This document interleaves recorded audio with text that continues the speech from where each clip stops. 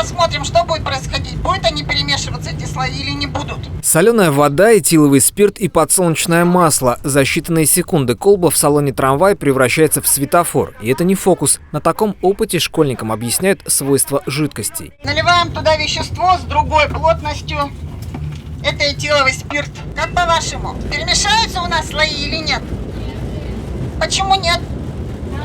Разная плотность. Пока трамвай едет по маршруту, школьники изучают химию и физику. К тому же больше узнают и об экологии Южного Урала, чем мы дышим и что пьем. Мы тоже проведем небольшой эксперимент. Это вода из Шишневского водохранилища, это pH-метр. Норма должна быть в районе 7.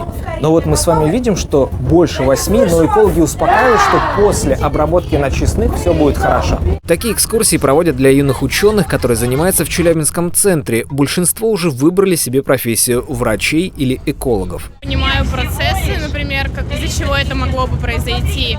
И да, больше знаний в этой области. Я очень хочу помогать людям и думаю, что такая профессия как раз подходит. Организаторы проводят научные опыты под стук колес на протяжении нескольких лет. Вид транспорта, кстати, выбран не случайно. На любую экскурсию выехать достаточно сложно, потому что это много согласований и сопровождения ГИБДД.